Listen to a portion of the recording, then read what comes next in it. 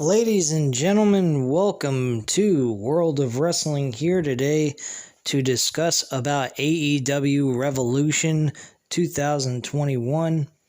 I'm going to say this, and I've been thinking about it before I came on here today to discuss about this pay-per-view. I'm going to say straight up, the match for the main event was good. Meaning in the sense of what Kenny Omega and Jon Moxley did. But what sucked is two things about the main event. First off, you had no barbed wire on the last set of ropes, which should not have been. There should have been nothing but barbed wire. That's the first thing. Secondly, the barbed wire should have replaced the ropes. Ropes should have never been there. Third, the explosions were taking place a few, I'd say about a foot back, maybe a few inches back from the barbed wire. Barbed wire wasn't even near, or the explosions were not even near the barbed wire. So, it didn't really play any major effect. It was more visual than anything else. There was nothing extremely painful about it. Well, I mean, in the sense of the explosions didn't really play much of a factor in the match, except for the barbed wire itself. This match should have just been a barbed wire match. There shouldn't have been no explosions. There shouldn't have been nothing. It should have just been a barbed wire match. No other things needed to be added into it. I think a barbed wire match would have worked a lot better for this type of matchup and would have been safer, because I think that's the real reason why they kind of underutilized the explosions, and it was more visual than actual effect towards the performers. And I can understand that and appreciate it, but if that's how you feel and you feel that it's not safe, then why bother fucking do it in the first place? Why do it in the first place? There's no point. It makes no sense to me. So hyping it up, all it was hype. It didn't live up to the hype. That's the problem. And that's the problem I have with this matchup. The last thing that I would say that was underwhelming about this match was the fact that the fucking explosion at the end was ridiculous. Secondly, on that, is that the match ended with Kenny Omega hitting a one-wing angel on Jon Moxley, and that explosion on the ring was supposed to only happen if the match went longer than 30 minutes, which it did not. They had a winner, and the explosion still occurred, and with the explosion occurring, not making any logical sense to why it was taking place, they also fucked up the explosion. The explosion looked ridiculous. I mean, it looked like something you would use for the beginning of a show without the fireworks on the stage. That's pretty much how I can describe it. How I felt about it anyway. So, and you got Eddie Kingston sitting in the middle of the ring trying to sell this as best as he could, putting him in a fucked up situation that he didn't need to be in the first place. Folks, it makes no sense to me. That's the one bad thing about this fucking show. The other thing is, a couple of matches on this card shouldn't even have been on the card. Should have been on Dynamite. This was not exactly one of their better pay-per-views. I gotta admit that. This is probably worse than AEW All Out. I think All Out was better than this. And I'm talking about All Out from 2020. Because All Out from 2020 had a good main event with Moxley and MJF. I thought that match was very, very good. And everything else was pretty decent as well. It had its moments of boredom, though, on All Out. But this was just overhyped, overplayed crap. Christian, look, I'm going to say this. I got excited when Christian showed up on AEW Revolution to sign that contract. But let's get real, guys. He's not going to push a needle. I felt, like I just said, I got excited, but I felt deep inside my own guts that he ain't going to be pushing nothing. This was overhyped bullshit. Okay? I would like to see him get a shot at a great run to end his career, but I don't see him doing anything special. And on top of that, even though I would like to see him win the AEW World Championship, I also have to realize that that could be disastrous to the entire AEW roster. It's very touchy situation if they try to go that route, and they're going to have to put someone over on Christian and make it really good. I don't know if it's going to even work. If they can't come up with a good way of doing it, I wouldn't even bother putting the world title on Christian, because all it's going to do is make people really pissed off, as they already are. There's people on the social media platforms asking for a fucking refund. The people in the arena were asking for a refund. The whole thing was just outrageous. Completely outrageous. I kind of felt like as if Tony Khan was just laughing at us. He had fucking Jon Moxley come on the air, or cut a promo after the show went off the air, stating that it was Kenny Omega's fault that it was built the way it was built.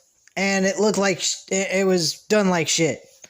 Instead of Tony Khan just taking the brunt of it and accepting it for what it was. A complete botch or a complete fuck up on his part. And in a way, I think he's just trying to make fun of it. I have no idea, but it didn't come off in a good way, in my opinion. But let me go through the matches with you guys. I'll also go ahead and give you guys my 1 star being the worst, 5 star being the best. And let's get through this entire card, and I'll give you guys my thoughts on each match. First match on the card was Dr. Britt Baker and Maku Itoh defeating Riho and Thunder Rosa. I didn't watch much of this match. I think I'd give it a 3 out of 5 stars. It wasn't bad, but it wasn't that great either. We then had the Young Bucks, Matt and Nick Jackson, going up against the Inner Circle for the AEW World Tag Team titles, being Jericho and MJF with Wardlow on the outside. I have to say, this was a excellent fucking match. 4 out of 5 stars. Young Bucks retain in a very, very good match. The only problem I had was Jericho was a little bit off tonight. He has been off for the last couple of months. Do I think he needs to hang his boots? Possibly, or take a break for a while and regroup and come back later. Hopefully we see them basically get rid of Chris Jericho out of the Inner Circle. I think that is what we're moving forward here. I think Jericho is going to get betrayed by his entire Inner Circle group. So that is a possibility, and I would be okay with that at this point in time, because I think Jericho's kind of played out here. He's pretty much done everything he possibly could do for AEW at this time, and he needs to, get off the air, regroup, do some other things that he likes to do, and work on other projects like his music, and, get out of the wrestling business for a little while and come back later on this year and come back as a babyface. I think that's what he needs to do at this point. Get himself in good shape, too. He's really out of shape. I've been noticing he's been losing some weight a little bit every couple of months, but he really needs to get himself back in his old shape that he used to be in, because he looks kind of ridiculous in my opinion. Just my opinion. But yeah, 4 out of 5 stars to the AEW World Tag Team title match. Rey Fenix wins for him and Pac against Jungle Boy from Jurassic Express in the Casino Battle Royale. This was a decent matchup. I'm not going to say it was great. It was one of those typical battle royals with tag team wrestling to crown a number one contender for the tag team titles. Bottom line, I think Rey Fenix and Pac is a good match against the Young Bucks. I don't see Rey Fenix and Pac winning the tag team titles at all. I think that's more preserved for Pentagon Jr. and Rey Fenix to do, instead of Pac being the one to win the titles with Rey Fenix. Bit surprised though Jungle Boy didn't win this match for his team. I think Luchasaurus and Jungle Boy are worthy enough to compete for the tag team titles at this point, being the fact that they've competed against FTR and had some really good matches with them over the last couple of weeks. So a little surprised they didn't win, but hey, it wasn't bad. I'd say it was a 3 out of 5 stars. Not too bad. Hikaru Shida versus Ryo Mizunami for the women's championship. This match was alright. It wasn't bad. I liked it. It was good technical wrestling, hard hitting. Overall, I give it a 3 out of 5 stars. I don't think the match was too bad. Maybe be generous enough to say 3.5 out of 5 stars, actually. But it wasn't too shabby. I won't deny that. Do I feel that maybe this match could have belonged on fucking Dynamite? Absolutely. I think Dynamite would have benefited from this matchup. I don't think it was needed to be on pay-per-view, to be quite frank with you. The next match on the card I would have to feel the same way about is Miro and Kip Sabian versus Orange Cassidy and Chuck Taylor. This matchup was not needed for Dynamite. Or, not for Dynamite. Not needed for Revolution. This belonged on Dynamite as well. I think this match wasn't even worth anybody's time. I believe this match absolutely sucked balls. I didn't really even care for this match. This is a 2 out of 5 stars. It ain't even worth anyone's time to watch it. It is crap. So, I really didn't have any care for this. The match itself between Miro and Kip Sabian defeating the best friends of Orange Cassidy and Chuck Taylor wasn't even that big of a deal to me, like I've said a few times here. But Chuck Taylor is the one who got submitted, and Chuck Taylor lost to Miro with a camel clutch. Also, as a side note, Penelope Ford got shoved by Miro from Orange Cassidy, got shoved to Penelope Ford by Miro on purpose, technically, just so he could win the match. And that was pretty much that. I think Miro and Kip Sabian may be breaking their tag team up, which I'm totally fine with at this point, since I'm not really getting a whole lot of good feelings from. I'm not getting any kind of emotional pull from it. I mean, like, Miro had that kind of thing with Aiden English. They were really good together. They had this really good chemistry. Kip Sabian and Miro they're not developing that kind of chemistry that Miro had with Aiden English. So I'd say at this point, put Miro on his own. He hasn't been doing much of anything. He's been doing dog shit. Hangman Page versus Big Money Matt Hardy. This match was good. I liked this match a lot. I thought this match was pretty damn decent. I am very happy what they're doing, Hangman Page. Out of everyone on this roster, I think Hangman Page is getting the best push. I think he's getting that slow build-up, and by the end of this year, or by the end of the summer of this year, he will become your new World Heavyweight Champion on AEW. And I think the best place for him to do that is at All Out against Kenny Omega. I think All Out is the best pay-per-view for him to take the title off of Kenny Omega, simply because of the fact he competed for that AEW back in 2019, and through all the emotional struggles and everything else he's gone through, dealing with alcohol issues, dealing with the fact that he had a partner he was close friends with and he got betrayed by, and the guy walked out on him, Kenny Omega being that guy, and Kenny Omega being the world champion and finding success as a dick heel with a bunch of other guys around him like Don Callis and the Good Brothers, and him just continuously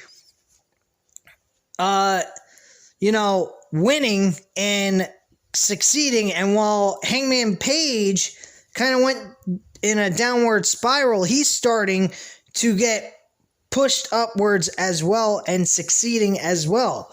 So, and he's also finding some allies, which is the Dark Order at this point. I am really liking this. I see Hangman Page being the leader of Dark Order and Hangman Page winning the AEW World Heavyweight Championship from Kenny Omega at All Out. I think that's the best place to do this. It is well worth the, test or experiment, whatever way you want to call it, on Hangman Page to see if he can get something going here with this character. Because I think Hangman Page being with the Dark Order is helping him out. Number one, he's finding friends, relationships. He's finding inner happiness within his character. He's looking like he's doing less drinking, I think. I think the last time he actually was shown drinking on television was when he convinced Matt Hardy that he was blown out of his mind on alcohol, and he really wasn't, I guess, to get him to sign a contract for a matchup at Revolution. So I think Hangman Page is on the rise, and I think he's well worthy enough to win the AEW World title at All Out at this point. So this match, I'm going to say Hangman Page defeating Matt Hardy. I'm going to say this is a 4 out of 5 stars as well. Very good matchup. Good action overall. Scorpio Sky defeated Cody Rhodes, Pentagon Jr., Lance Archer, Max Caster, and Ethan Page. I got to admit, this was a good match. Say it was a 3.5 out of 5 stars. Good action overall. Fun stuff. Scorpio Sky winning this ladder match to compete for the AEW TNT Championship. I think it's going to be really fun to watch. Him beating Darby Allin at this point, I don't think that's going to happen. I think we're going to have to wait on that for a while. But Scorpio Sky, I think, is definitely a guy that could win a championship, a singles title at some point down the line. And he's definitely become a heel at this point. We can tell by the way he talks. He sounds very cocky, very egocentric at this point, which to me sounds like a heel in its own right. So definitely. Darby Allin and Sting defeated Brian Cage and Ricky Starks in this cinematic street fight. I got to admit, the cinematic street fight was pretty decent. It wasn't bad or terrible. Commentary was okay, I guess. It was a little over the top, I think. I think the acting was a little ridiculous in some points during this match when it came to commentary. The action was fun. Darby Allin had a couple of spots that were really off the walls crazy, such as him being tossed through a fucking plate of glass window with the help of Will Hobbs and Brian Cage, throwing him like a rag doll. Then Brian Cage got elbow dropped 2 stories by Darby Allin through a fucking table and through a floor, I guess. Fucking Darby Allin looked like Shane McMahon from back in 2000 when he tried to do an elbow drop on the Big Show or some shit, or on Kane back in 2003 Unforgiven. But I think that this was pretty off the walls crazy. Sting wins the match with a Scorpion Death Drop in the middle of the ring on Ricky Starks. And that is pretty much that. My feelings on the match, I'd say a 3.5 out of 5 stars. I don't think it was that great. I mean, it was okay. It was definitely a good cinematic match, but I don't think I care for these cinematic wrestling matches. I think I would prefer a regular wrestling match, not cinematic. So that's just how I feel about it. I know probably other people don't share the same feelings on that, but hey, if you don't, that's okay. I mean, everybody's got their own opinion on that. I don't think that's a, right or wrong thing. I think it just matters how you feel about it. So if you don't share the same opinion with me, I don't consider you a dope or anything. It's just not something I, really get into. Then we have the barbed wire exploding death match. Kenny Omega defeated Jon Moxley. I will say this, the action in this match was pretty barbaric. It was good. Was it to the standards that I was expecting? No. I was expecting a lot worse than this. And they didn't really deliver. And I already explained everything in the beginning of this video about that. So I'm not going to go reiterating everything else. But there was just some things missing in this matchup that they needed and they didn't have. So that's the reason why I'm kind of not really high on this matchup at all. Would I say it was a good wrestling match? Absolutely. I can't discredit them for what they did in the middle of the ring. That would be crazy. I think they should have went with some other stipulation, to be perfectly honest with you, to make this match better. I think what they did here was just underwhelming, in my own opinion. So that's just how I feel about it. The rating I give it would be like a 3.5 out of 5 stars, because it was really good action. If the actual stipulation of match really appeased me more, I would definitely give it probably close to a 5, like a 4.5 out of 5 stars, but it just didn't live up to its expectations, in my opinion. So that's the reason why I'm kind of against the whole match itself, and I don't think they should ever do a match like this ever again. I think this match kind of sucked. But like I said, the in-ring work by both of these men was excellent. I can't deny that. If I say that they sucked in-ring wise, I'm an idiot for saying that, and I'm not. So definitely Kenny Omega and Jon Moxley did an excellent hardcore matchup. That was great in wrestling, but as the hype for that match, it didn't live up to my expectations, in my opinion. So at this time, guys, you know what to do. Hit the like button if you like this video. Hit the subscribe button if you're not already subscribed to the channel. And leave a comment down below, and I'll definitely get back to you on that. And I thank you very much for watching. Have a great night, guys. Bye.